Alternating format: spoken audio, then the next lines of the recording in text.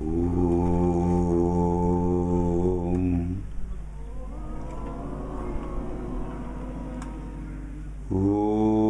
ആപ്യായന്തു മമംഗാനി വാക്പ്രാണചക്ഷുഃ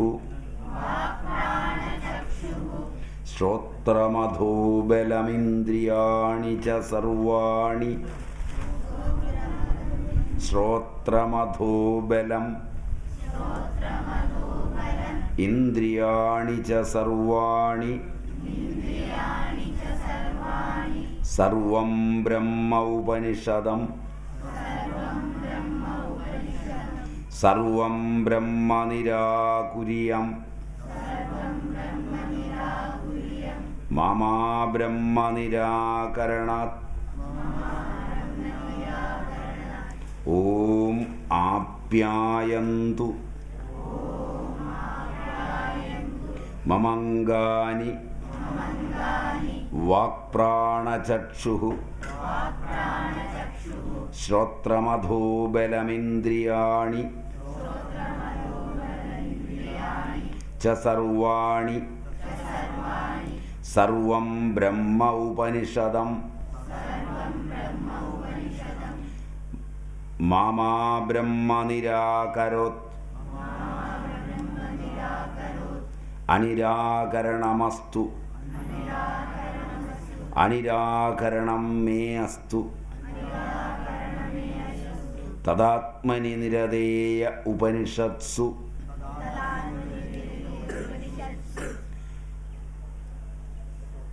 ഓം ആപ്യായന്തു മമംഗാനി വാക്പ്രാണചക്ഷുഃ ശ്രോത്രമഥോ ബലമിന്ദ്രിയാണി ച സർവാണി സർവം ബ്രഹ്മ ഉപനിഷദം മാമാ ബ്രഹ്മ നിരാകരോത്. അനിരാകരണമസ്തു അനിരാകരണം മേ അസ്തു. തദാത്മനി നിരതേയ ഉപനിഷത്സു ബ്രഹ്മാസ്തേ മയി സന്തു തേ മയി സന്തുഃ. ഓം ശാന്തി ശാന്തി ശാന്തി.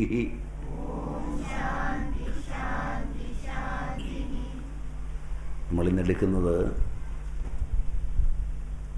ജാപാല ഉപാഖ്യാനമാണ്. ജാബാലൻ എന്ന് കേട്ടിട്ടുണ്ടാവും. സത്യകാമ ജാബാലൻ. പണ്ടൊരു ഗുരുകുലം. ഭാരതീയ ചിന്തയനുസരിച്ച് പഠിക്കണം എങ്കിൽ, വേദങ്ങൾ പഠിക്കണമെങ്കിൽ പിതാവ് ഉപനയിപ്പിക്കണം. ഉപനയനം കഴിഞ്ഞാണ് പഠിക്കുന്നത്. നമ്മൾ കഠോപനിഷത്ത് പഠിച്ചപ്പോൾ കണ്ടു, ഉപനയന സന്ദർഭമാണ് കഠത്തിൻ്റെ പ്രധാന അംശം. ഉപനയിപ്പിക്കുന്നത് മൃത്യുവിന് കൊടുത്താണ്. മൃത്യുമുഖത്ത് പോയി തിരിച്ചു വന്നിട്ടാണ് പഠിക്കുന്നത്. അതുകൊണ്ടാണ് ദ്വിജനാകുന്നത്. അത് ആർക്കു വേണമെങ്കിൽ ആകാമായിരുന്ന ഒരു കാലം ഉണ്ട്. എന്ന് പറഞ്ഞാൽ എല്ലാവർക്കും ഉണ്ടായിരുന്ന ഒരു കാലമുണ്ട്. പിന്നെ ജീവിക്കുവാൻ ഇതാവശ്യമില്ല എന്ന് തോന്നിയവർ ഓരോരുത്തരായി ഉപനയനം വലിച്ചെറിഞ്ഞു. കേരളത്തിൽ ഇന്ന് കാണുന്നവർ വ്രാത്യന്മാരാണ്. വ്രാത്യൻ എന്ന് പറഞ്ഞാൽ യജ്ഞോപവീതം വലിച്ചെറിഞ്ഞവർ, അത് വേണ്ട എന്ന് തീരുമാനിച്ചവർ. ആദ്യം നാനാജാതികൾ വലിച്ചെറിഞ്ഞു. പിന്നീടിപ്പോൾ ബ്രാഹ്മണരും, ലാസ്റ്റ് കുറച്ച് പേരുണ്ടായിരുന്ന അവരും വലിച്ചെറിഞ്ഞു തുടങ്ങി.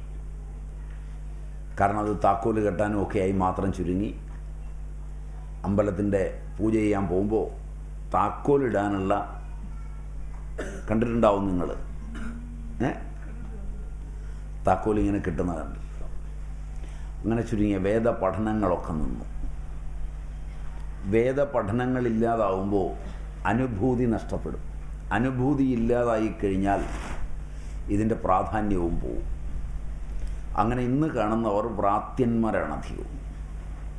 അതിന് കാരണം ഇഷ്ടം പോലെ ജീവിക്കണം, നിയമമില്ലാതെ ജീവിക്കണം. സ്വയം നിർമ്മിതമായ ഒരു നിയമമില്ലാതെ, ധർമ്മം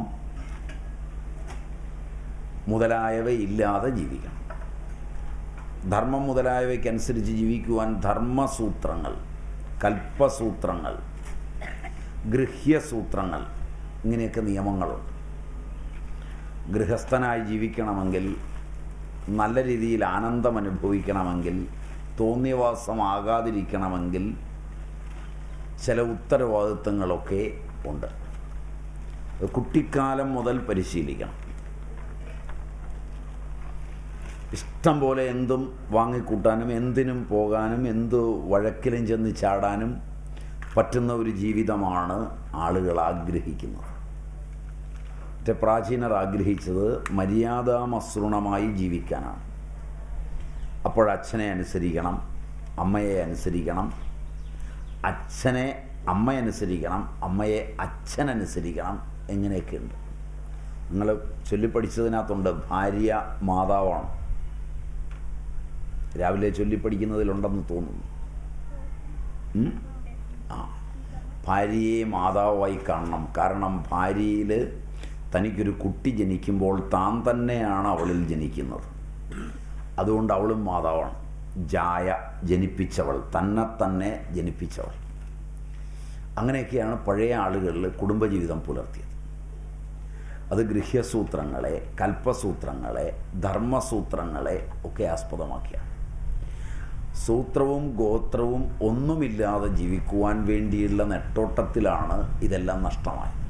ഒരളവ് വരെ പാശ്ചാത്യ ഭരണമാണ് അതിന് വഴിവെച്ചത്. കൂടുതലായി ഒരളവ് വരെ നമ്മുടെ തോന്നിവാസം ജീവിക്കാനുള്ള ആഗ്രഹവും. അതില്ലെങ്കിൽ പാശ്ചാത്യർ വന്ന് ഭരിച്ചാലും നമ്മളിത് ഉപേക്ഷിക്കില്ല. കുറേ പേര് ഉപേക്ഷിക്കാതുണ്ട് ഇപ്പോഴും. അപ്പം അച്ചടക്കത്തോടെ മര്യാദാമസൃണമായി ജീവിക്കുവാൻ ഇടയ്ക്കിടയ്ക്ക് ഇത് വിട്ടുപോയിട്ടുണ്ട്. അങ്ങനെയുള്ളൊരു കാലഘട്ടത്തിലെ കഥയാണ് ജാബാലോപാഖ്യാൻ. ഗൗതമൻ എന്നൊരു ഋഷിയുടെ പേര് ഗൗതമൻ. ഗൗതമൻ എന്ന് പറഞ്ഞാൽ വേഗത്തിൽ ഓടുന്നവൻ എന്നാണ് അർത്ഥം. ജീവിതസന്ധ്യയിൽ വളരെ വേഗത്തിൽ ഓടുന്നവൻ, ഒട്ടേറെ കർമ്മങ്ങൾ ചെയ്യാനുള്ളവൻ, ബ്രാഹ്മണ്യത്തെ പുനർനിർവചിച്ചിട്ടുള്ളവൻ. കാരണം ഗൗതമനാണ് ബ്രാഹ്മണ്യത്തിന് പുനർനിർവചനം. ബ്രാഹ്മണ്യം നശിക്കുന്ന സമയത്ത് പുനർനിർവചനം കൊടുക്കുന്നത് ഗൗതമനാണ്.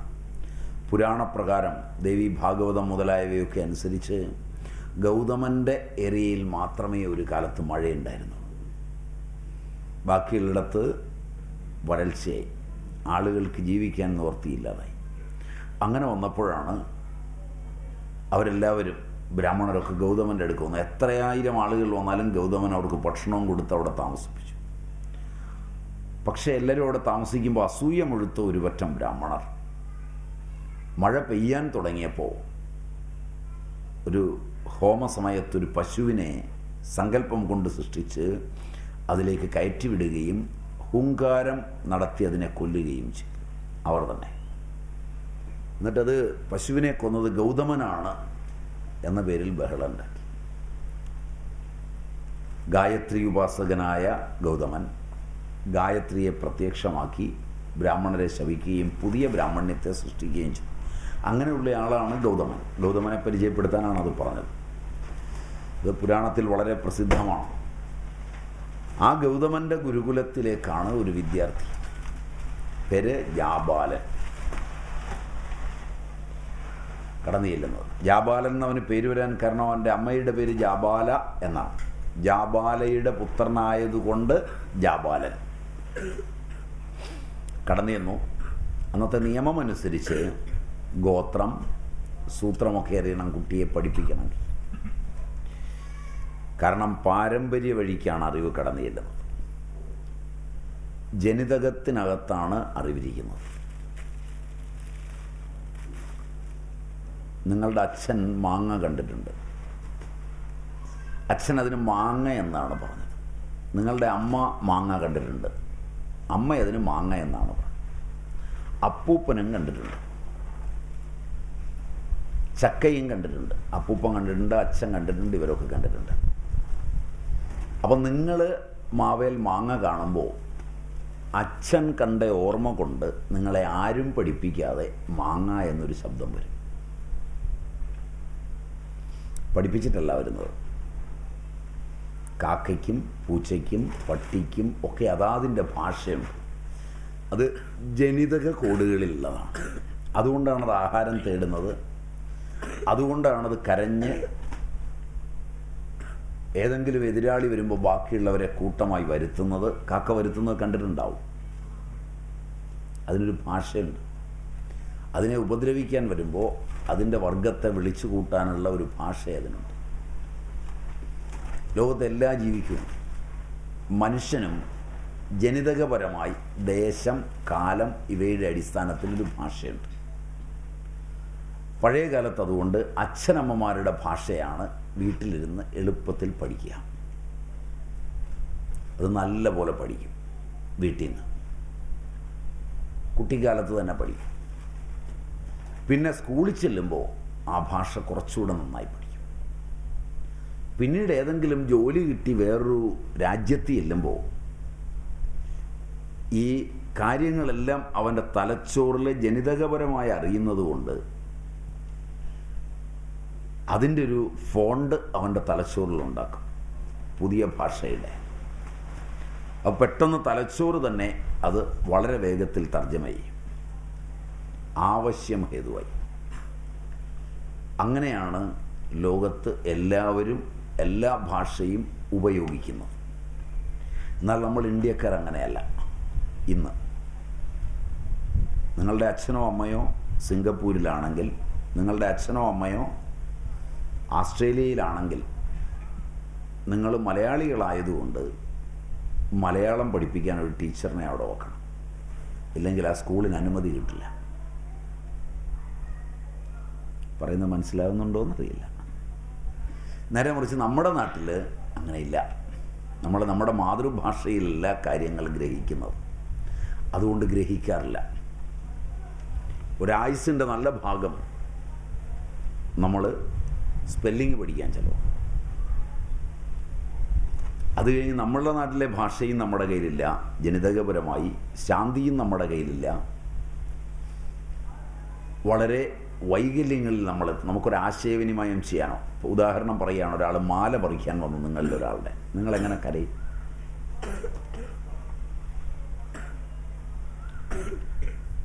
പത്താം ക്ലാസ്സിലോ 8ാം ക്ലാസ്സിലോ പഠിക്കുന്ന കുട്ടികളെ ഒരാൾ ഉപദ്രവിക്കാൻ വരികയാണെങ്കിൽ ആ കുട്ടിക്ക് കരയാൻ പോലും അറിയില്ല.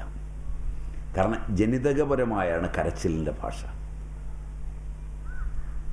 മറ്റൊരു വിദേശ ഭാഷയിൽ പഠിച്ചപ്പോൾ അതിനൊന്നും കരയാൻ പറ്റില്ല. അതാണ് ഇന്ന് ഏറ്റവും കൂടുതൽ കുട്ടികളെ ഉപദ്രവിക്കുന്നു എന്നൊക്കെ വരുന്നതിൻ്റെ കാരണം അതാണ്. എന്താണ് ചെയ്യേണ്ടതെന്ന് കുട്ടിക്ക് അറിയത്തില്ല. കാരണം കുട്ടിയെ എല്ലാം സ്പെല്ലിങ് പഠിപ്പിച്ചു വെച്ചിരിക്കുകയാണ്, കരച്ചിലിൻ്റെ സ്പെല്ലിങ് പഠിപ്പിച്ചിട്ടില്ല. നിങ്ങൾക്ക് മനസ്സിലാവുമോ ഞാൻ പറഞ്ഞത്? ശരി പോലെ തോന്നുന്നുണ്ടോ? നിഷ്കളങ്കമായി ചിരിക്കാൻ പലപ്പോഴും അറിയില്ല. കാരണം ചിരി സ്പെല്ലിങ് പഠിച്ചിട്ടില്ല. നിങ്ങൾ പഠിച്ചത് മാത്രമേ നിങ്ങൾക്ക് പ്രതികരിക്കാനാവൂ. നാച്ചുറലായിട്ടൊരു പഠനവും വീട്ടിലും പുറത്തുമില്ല. അച്ഛനമ്മമാരാണെങ്കിൽ ഇന്ന് വളരെ സീരിയസാണ്.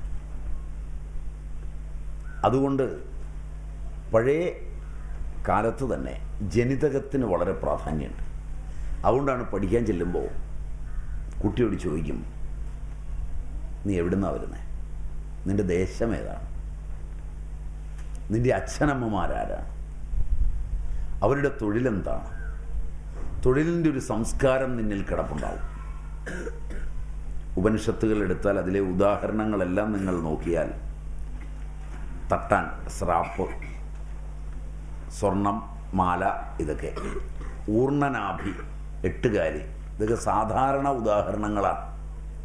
പ്രകൃതിയോട് ബന്ധപ്പെട്ട ഉദാഹരണങ്ങളാണ്, കൃത്രിമമല്ലാത്ത ഉദാഹരണങ്ങൾ കൊണ്ട് പഠിപ്പിച്ചാണ് തലയിലത് കയറ്റുന്നത്. നമ്മുടെ ജാബാലനും ഗൗതമൻ്റെ അടുക്കലെത്തി. ഗൗതമൻ ചോദിച്ചു, ജാബാല, നിൻ്റെ ഗോത്രം ഏതാണ്? ജാബാലൻ പറഞ്ഞു, ആചാര്യ, എനിക്കറിയില്ല, എനിക്ക് ഗോത്രം അറിയില്ല, മറ്റൊന്നും അറിയില്ല, അതുകൊണ്ട് ഞാൻ അമ്മയോട് ചോദിച്ചിട്ട് വന്നിട്ട് പറയാം. അവൻ ചെന്ന് അമ്മയോട് ചോദിച്ചു. അമ്മ പറഞ്ഞു കൊടുത്തു, ഞാൻ പല വീടുകളിലും അടിച്ചു തളിയും പരിപാടിയും ഒക്കെ ആയിട്ട് ജീവിക്കുന്ന സ്ത്രീയാണ്. പല സ്ഥലങ്ങളിൽ പോയി പണിയെടുത്തിട്ടുണ്ട്. അതിലെവിടെ നിന്നുമാണ് നീ എനിക്കുണ്ടായത് മകനായി.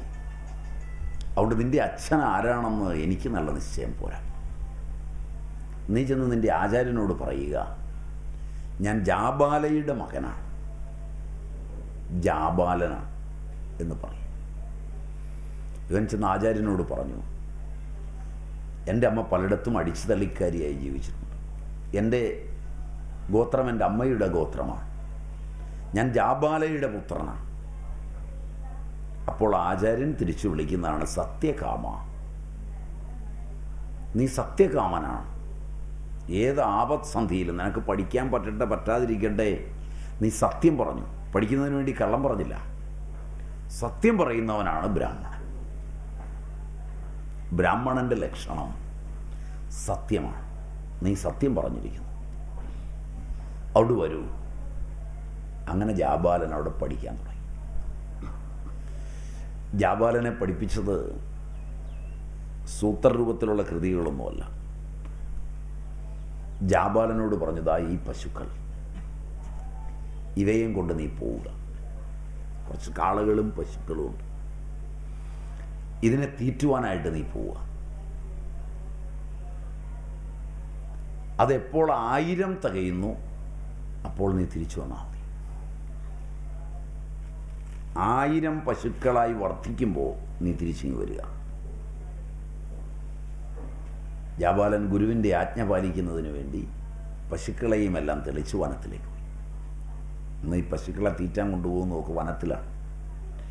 അവിടെയാണ് പുല്ല് ധാരാളം ഉള്ളത്. പക്ഷെ വനത്തിൽ കൊണ്ടുപോകുമ്പോൾ വളരെ സൂക്ഷിക്കണം. കാരണം എന്ന് വെച്ചാൽ മറ്റു മൃഗങ്ങൾ ഇതിനെ പിടിച്ചു തിന്നാതെ സൂക്ഷിക്കണം. സ്വന്തം ജീവൻ കൊടുത്തും പശുവിനെ സംരക്ഷിക്കണം. ഗുരുകുലത്തിലെ പശുവാണ്. ജാബാലൻ പശുക്കളുമായി പോയി തീറ്റി. ജാബാലൻ അറിഞ്ഞില്ല. പശുക്കളുമായി ചേർന്ന് വനത്തിൽ പുല്ല് തീറ്റി ഇങ്ങനെ വെള്ളവും കൊടുത്ത് ഇങ്ങനെ നടക്കുമ്പോൾ ബാക്കിയെല്ലാം മറന്നുപോയി. അപ്പോൾ ഒരു ദിവസം നോക്കിയപ്പോൾ പശുക്കൾ 1000-ആയി. അതിലൊരു കാള പറഞ്ഞു, 1000 ഞങ്ങൾ. ജാബാല, നീ ഞങ്ങളെയും കൊണ്ട് ഗുരുകുലത്തിലേക്ക് പോവുക. ഗുരുവിൻ്റെ നിർദ്ദേശപ്രകാരം പഠിക്കാൻ പശുക്കളുമായി പോയപ്പോൾ പശുക്കളുടെ ഭാഷയുമായി ജാബാലന് താതാത്മ്യം പ്രാപിക്കാൻ പറ്റി. നമുക്കാണെങ്കിൽ അറിയില്ല. ജീവജാലങ്ങൾക്കെല്ലാം ഭാഷയുണ്ട്, ചെടികൾക്ക് ഭാഷയുണ്ട്, വിരലടയാളങ്ങളുണ്ട്, പ്രകൃതിയിലെല്ലാത്തിനുണ്ട്. അത് അതാതിൻ്റെ ദേവതയുടെ ഭാഷയാണ്. ഓരോ ദേവതയും അതിൻ്റെ ഭാഷ ഉപയോഗിക്കും. കാരണം ഒരു ചെടിയെടുത്താൽ, മുക്കുറ്റി, തിരുതാളി, ഇതൊക്കെ എടുത്താൽ അതാതിൻ്റെ ദേവത സംഭാഷണം ചെയ്യും. പഴയ ആളുകൾ അതുമായി സംവദിക്കുന്നത് അങ്ങനെയാണ്. അതുകൊണ്ട് പറിക്കുന്ന സമയത്ത് വളരെ സൂക്ഷിക്കും. പഴയ ആളുകളാണെങ്കിൽ തൊട്ടുരിയാടാതെ പറിക്കണം എന്നൊക്കെ പറയും. പശുവിനെ വളർത്തുമ്പോൾ അതുമായി താതാത്മ്യം പ്രാപിച്ച് വളർത്തും. ആദായം കിട്ടാനല്ല പഴയ ആളുകൾ പശുവിനെയൊന്നും വളർത്തിയത്. പലതും ആദായമല്ല. ഇന്ന് നമ്മൾ ആദായം നോക്കി മാത്രമാണ് മക്കളെ വളർത്തുന്നതും മക്കൾ അച്ഛനമ്മമാരെ നോക്കുന്നതും. ആദായമില്ലാത്തതെല്ലാം വലിച്ചെറിയുക, അങ്ങനെയാണ് നോക്കുന്നത്. പക്ഷെ അവയോടൊക്കെ സംവദിക്കുമ്പോൾ കിട്ടുന്ന ഒരു ആനന്ദമുണ്ട്. നിങ്ങൾ സിനിമ കാണാൻ പോകുമ്പോൾ ആദായമുണ്ടോ? വല്ല വരുമാനമുണ്ടോ? പതിവായി ടി വി ഇരുന്ന് കാണുന്നതിന് മന്ത്ലി ഒരു 200 ചില്ലുവാനും രൂപ കൊടുക്കണം.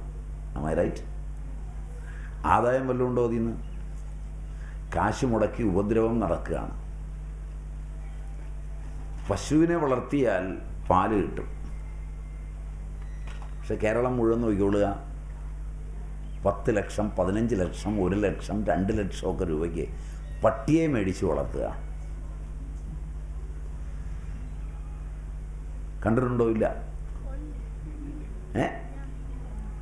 വലിയ കൂടൊക്കെയാണ്. മാത്രമല്ല, അച്ഛനോ അമ്മയോ പട്ടിക്ക് വെച്ച് ഏതെങ്കിലും പാലോ വല്ലതും എടുത്ത് ഉപയോഗിച്ചു എങ്കിൽ അന്ന് വീട്ടിൽ വഴക്കുവാണ്. പട്ടിക്ക് പോയി വാങ്ങിക്കാൻ പറ്റുമോ? നിങ്ങൾക്ക് പോയി വാങ്ങിച്ചുകൂടെ എന്നൊക്കെ ചോദിക്കും. അപ്പോൾ ആദായത്തെ കണക്കാക്കിയും അല്ല ഇന്ന് ജീവിക്കുന്നത്. അപ്പോൾ പശുവിനെ കൊണ്ടുപോകുമ്പോൾ പശുവിൻ്റെ ഒരു ഭാഷയുണ്ട്. അത് നിത്യം അതുമായി ഇടപെടുമ്പോൾ അറിയാം. പശു എങ്ങനെയാണ് ഓരോന്ന് ചോദിച്ചു വാങ്ങുന്നത്. അതിന് പിണ്ണാക്ക് കലക്കി കൊടുക്കുന്ന അമ്മയ്ക്കറിയാം, അതിന് പുല്ല് കൊടുക്കുന്ന അമ്മയ്ക്കറിയാം. പശുവിനെ വളർത്തിയിട്ടുണ്ടോ? വീട്ടിൽ പശുവുണ്ടോ? വളർത്തിയിട്ടുണ്ട്. വീട്ടിൽ പശുവുണ്ടോ? വളർത്തിയിട്ടുണ്ട്. പശുവുമൊക്കെ നമ്മോട് വർത്തമാനം പറയും. കുറേ കഴിയും. എല്ലാ ജീവികളും വർത്തമാനം പറയും അതിൻ്റെതായൊരു ഭാഷയിൽ. ആ ഭാഷ സത്യകാമൻ പഠിച്ചു.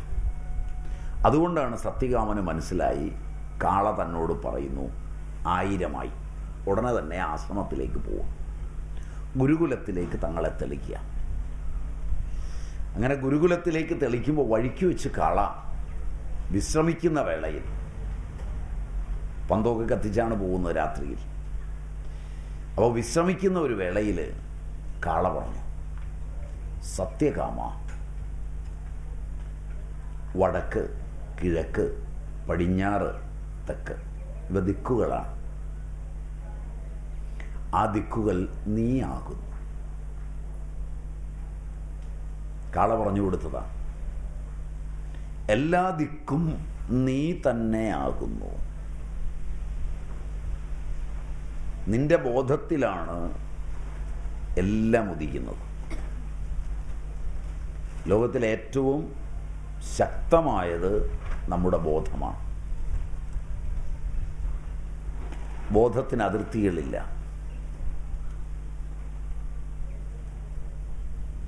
ബോധത്തിൽ അങ്കുരിക്കുന്നതാണെല്ലാം. എങ്ങനെ ഇതറിയുന്നത്? ഒരു സെക്കൻഡ് നിങ്ങളൊന്ന് കണ്ണടച്ചിരുന്നു നോക്കി. ഒരു സെക്കൻഡ് കണ്ണടച്ച് നിങ്ങളിരിക്കുമ്പോൾ വിലീനമായ ചിച്ഛക്തി നിങ്ങളിൽ ഉണ്ടാകുന്ന ക്ഷിപ്തവിക്ഷിപ്തങ്ങളെല്ലാം അടങ്ങി വിലീനമായ ചിച്ഛക്തി ഒരു ഊർജപ്രസരം പോലെ ത്രസിക്കുമ്പോൾ എന്ന് പറഞ്ഞാൽ, അകത്തുനിന്ന് അമ്മ, അച്ഛൻ, വീട്, പുസ്തകം, കൊട, പരിചയമുള്ള ആളുകളൊക്കെ ബോധത്തിൽ നിന്നാണ് അങ്കുരിക്കുന്നത്. അപ്പോൾ നമ്മുടെ ബോധത്തിലെല്ലാം കിടപ്പുണ്ട്. ബോധമല്ലാതെ വേറൊന്നും സത്യമായില്ല. അപ്പം ഈ കാള പറഞ്ഞു കൊടുത്തപ്പോൾ സത്യകാമന് മനസ്സിലായി, ദിക്കുകൾ എൻ്റെ ബോധത്തിലാണ്. വടക്കും കിഴക്കും പടിഞ്ഞാറും തെക്കുമാകുന്ന ദിക്കുകൾ എൻ്റെ ബോധത്തിൽ തന്നെയാണ് ഇരിക്കുന്നത്. ഞാൻ തന്നെയാണ് ദിക്കുകൾ. ഞാൻ പറഞ്ഞു തന്നത് 4-1 ആകുന്നുള്ളൂ. ബാക്കി നിനക്ക് അഗ്നി ഉപദേശിച്ചു തരും എന്നാണ് കാള പറഞ്ഞത്. കാളയെയും പശുക്കളെയും കൊണ്ട് സത്യകാമൻ മുന്നോട്ട് നീങ്ങി. രാത്രിയിൽ ആഴി കൂട്ടി. പശുക്കളെയും കൊണ്ട് വനത്തിൽ നിന്ന് വരിക. വളരെ ദൂരം സഞ്ചരിച്ചാലാണ് ഗുരുകുലത്തിലെത്തുക. 2-3 ദിവസം സഞ്ചരിക്കണം. അപ്പോൾ സാധാരണ രാത്രി കാലങ്ങളിലൊക്കെ ആഴി പൂട്ടിയിട്ടാണ് കിടക്കുന്നത്. നിങ്ങളിന്ന് പഠിച്ചു. നിങ്ങളുടെ സ്കൂളിൽ നിങ്ങൾക്ക് ഇരിക്കാനുള്ള കസേര, ബെഞ്ച്, ഫാന്, AC ഇതൊക്കെ ഇല്ലെങ്കിൽ ഇപ്പോൾ പഠിക്കാൻ പറ്റൂല. നിങ്ങളെ രാവിലെ കൊണ്ടുപോകാനുള്ള വണ്ടി വന്നില്ലെങ്കിൽ നിങ്ങൾക്ക് പഠിക്കാൻ പറ്റൂല. വീട്ടിൽ അമ്മയോ അച്ഛനോ ആരെങ്കിലും കാപ്പിയും പലഹാരവും ഉണ്ടാക്കി വെച്ചില്ലെങ്കിൽ ഹോട്ടലിൽ പോയി കഴിക്കുകയല്ലാതെ നിങ്ങൾക്ക് തന്നെത്താൻ ഉണ്ടാക്കി കഴിക്കാനാവില്ല. ശരിയാണോ ഞാൻ പറഞ്ഞത്? തന്നെ ഒരു ചായ തിളപ്പിച്ച് കുടിക്കാൻ അറിയാവുന്നവർ എത്ര പേരുണ്ട് നിങ്ങളുടെ കൂടെ? നിങ്ങളൊക്കെ തന്നെ ചായ തിളപ്പിക്കും, പലഹാരം ഉണ്ടാക്കും, ദോശയൊക്കെ ചുടും, കഞ്ഞിയൊക്കെ വെക്കും, കറിയെല്ലാം വെക്കാൻ അറിയാം? ഇല്ല. അവനെല്ലാം അറിയാം. കഞ്ഞിയൊക്കെ വെക്കാൻ അറിയാം, വെക്കില്ലേ? കറിയൊക്കെ വെക്കാൻ അറിയാം, അവിയലും സാമ്പാറും.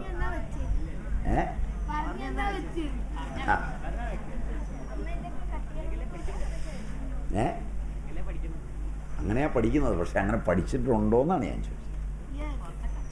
ഇപ്പം അങ്ങനെ പഠിച്ചിട്ടുണ്ടോ? സ്കൂളിലെ പഠിത്തം കഴിഞ്ഞിട്ട് ഇതൊക്കെ പഠിക്കാൻ നേരമുണ്ടോ?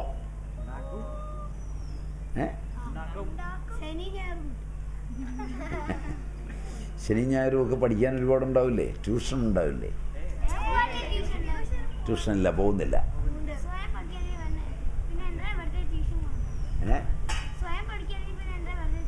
അപ്പോൾ നിങ്ങൾ മിടുക്കര് കുട്ടികളാണ്, ശങ്ക വേണ്ട. സാധാരണ ഇപ്പോൾ പലരുടെയും കുട്ടികൾ അവർ രാത്രിയും പകലും ട്യൂഷനാണ്. നിങ്ങളങ്ങനെ അല്ലെന്ന് കേൾക്കുന്നത് സന്തോഷം.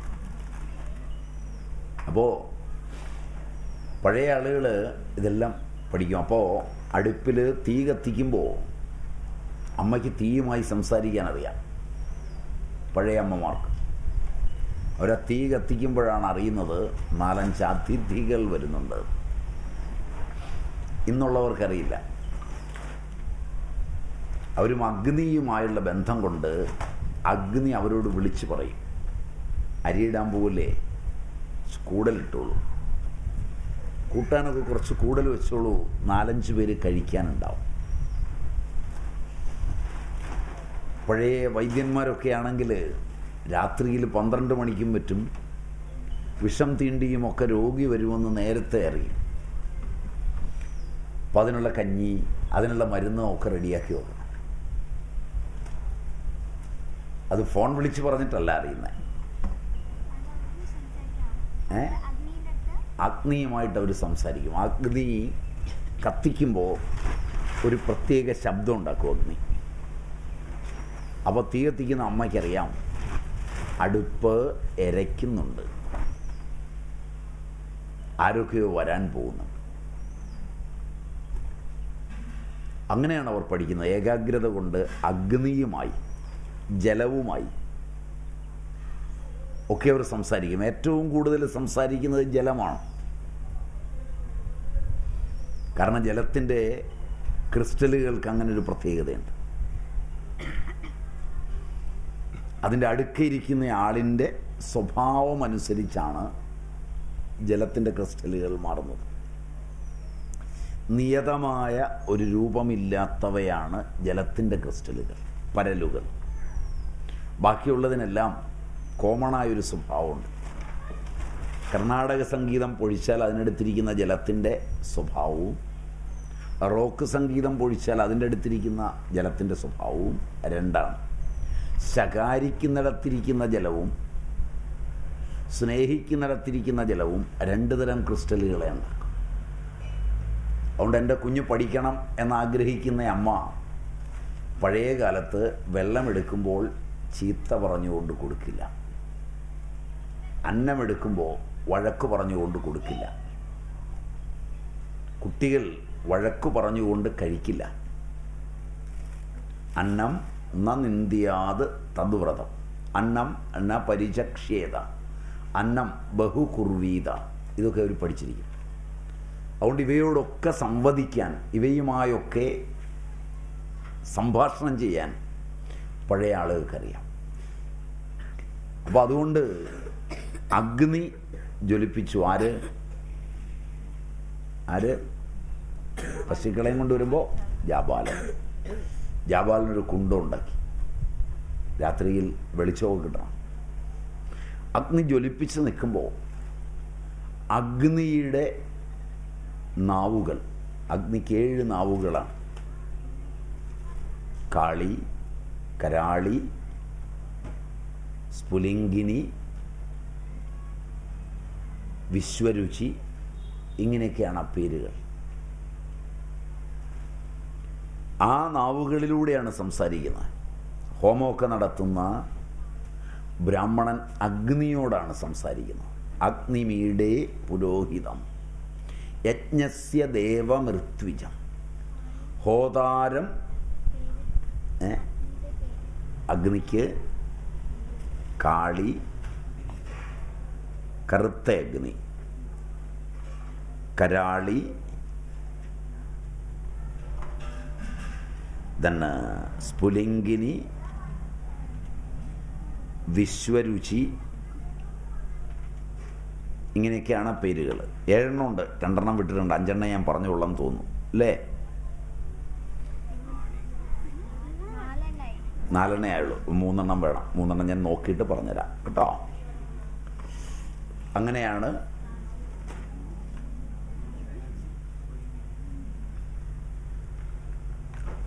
ആഹവനത്തിനുള്ള അഗ്നി രൂപപ്പെടുത്തുമ്പോൾ ഈ അഗ്നിയാണ് പൊന്തുന്നത്.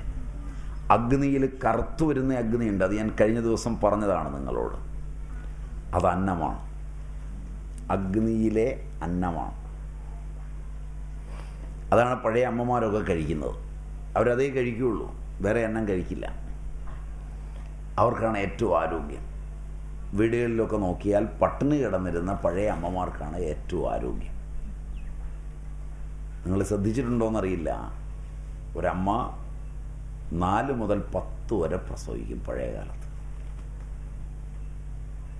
ഇപ്പം വിദ്യാസമ്പന്നകളായ അമ്മമാർ 1 അല്ലെങ്കിൽ 2 പ്രസവിക്കുന്നത്. കുഞ്ഞുങ്ങൾക്ക് ഒരുപാട് രോഗങ്ങൾ, അമ്മയ്ക്കൊരുപാട് രോഗങ്ങൾ. പ്രസവം എടുക്കുന്നത് നല്ല ഗൈനക്കോളജിസ്റ്റാണ്.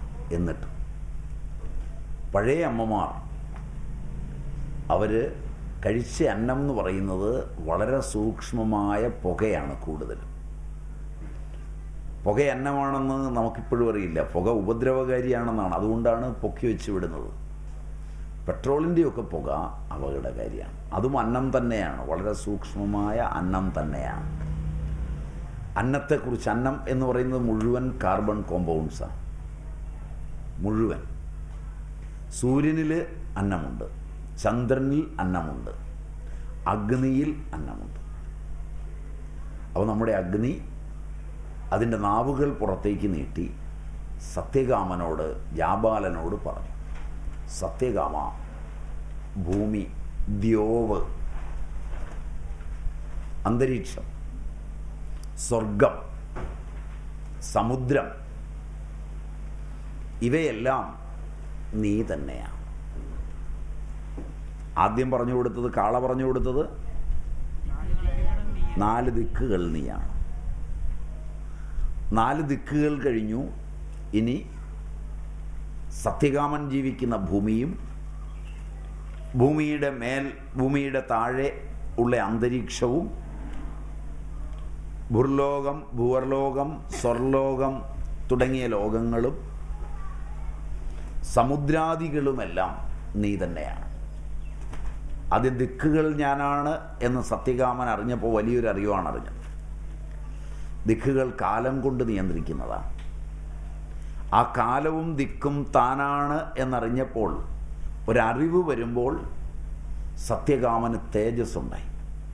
അറിവ് കൊണ്ടാണ് നമുക്ക് തേജസ് ഉണ്ടാകുന്നത്. മുഖപ്രസാദം. നല്ല രീതിയിലൊരു കാര്യം പഠിക്കുകയും അത് ഉൾക്കൊള്ളുകയും ഒക്കെ ചെയ്താൽ ശാന്തത മുഖത്ത് വരും, പ്രശാന്തമാവും. നമ്മൾ പഠിക്കുന്നത് ശരിക്കല്ല എങ്കിൽ കോപതാപാദികളുണ്ടാവും. പിന്നെ നമ്മുടെ കുട്ടിക്കാലത്തുള്ള നല്ല തേജസ്സുള്ള മുഖം നഷ്ടപ്പെട്ട് ആർക്കും നമ്മളെ ഇഷ്ടമല്ലാത്ത നില വരും. സൗമ്യമായും ശാന്തമായും അറിയേണ്ടതിനെ അറിയുമ്പോൾ നമ്മുടെ മുഖം പ്രസന്നമായി തീരുകയും നല്ല വാക്കുകൾ നമുക്ക് വരികയും നന്നായി ഇടപെടാൻ കഴിയുകയും ചെയ്യും. അഗ്നി ഉപദേശിച്ചു കഴിഞ്ഞപ്പോൾ, കാളെ ഉപദേശിച്ചു കഴിഞ്ഞപ്പോൾ 1/4 തേജസ്സുണ്ടായി. അഗ്നി ഉപദേശിച്ചു കഴിഞ്ഞപ്പോൾ സത്യകാമന് 1/4 തേജസ്സും കൂടെ ഉണ്ടായി. അങ്ങനെ പകുതി തേജസ്സായി, നല്ല പ്രസന്നമായി മുഖം. ഇത് ഉപദേശിച്ചിട്ട് അഗ്നി പറഞ്ഞു, സത്യകാമ, ഇനി നിനക്ക് അരയന്നം ഉപദേശിക്കും. സത്യകാമൻ പശുക്കളെയും കാളകളെയും കൊണ്ട് മുന്നോട്ട് യാത്രയായി. അപ്പോൾ ഒരു അരയന്നം വന്നു. അരയന്നം സത്യകാമനെ വിളിച്ചു, സത്യകാമ, ജ്യോതിസായി അറിയപ്പെടുന്ന മിന്നൽ, അതൊരു ജ്യോതിസാണ്. ഇതൊക്കെ ഇപ്പോൾ കണ്ടുപിടിച്ചതായിട്ടാണ് നിങ്ങൾ പഠിക്കുന്നത് അല്ലേ? വൈദ്യുത തരംഗത്തെക്കുറിച്ചും ഒക്കെ പ്രാചീന ഉപനിഷത്തുകളെടുത്ത് നിങ്ങൾ പഠിക്കുമ്പോൾ വളരെ രസകരമാണ്. അതിൽ മിന്നൽ, സൂര്യൻ, അഗ്നി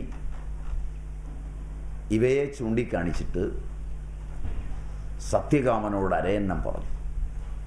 അരയന്നത്തിനൊരു പ്രത്യേകതയും കൂടുണ്ട്. നീര ക്ഷീര വിവേകമുള്ളതാണ് അരയന്നം. പാലും വെള്ളവും കൂടെ കലർത്തി വെച്ചു കൊടുത്താൽ അരയന്നം പാല് കുടിച്ച് വെള്ളം തുപ്പിക്കളയും. അതുപോലെ ആയിരിക്കണം വിദ്യാർത്ഥി എന്നാണ്. പുസ്തക പ്രത്യാധീതം നാധീതം ഗുരുസന്നിധവും നശോഭതേ സഭാമധ്യേ ഹംസമധ്യേ ബകോയഥ. അരയന്നവും കൊക്കും കാണാനൊരുപോലെ ഇരിക്കും. രണ്ടും തമ്മിലുള്ള വ്യത്യാസം എന്താണ്? നിരക്ഷീര വിവേകമാണ്. പാലും വെള്ളവും കൂടെ വെച്ചാൽ കൊക്ക് പാലും വെള്ളവും കൂടെ ഒന്നിച്ചു കുടിക്കും. ഹംസം പാല് കുടിച്ചിട്ട് വെള്ളം തുപ്പിക്കളയും. നീരക്ഷീര വിവേകമാണ്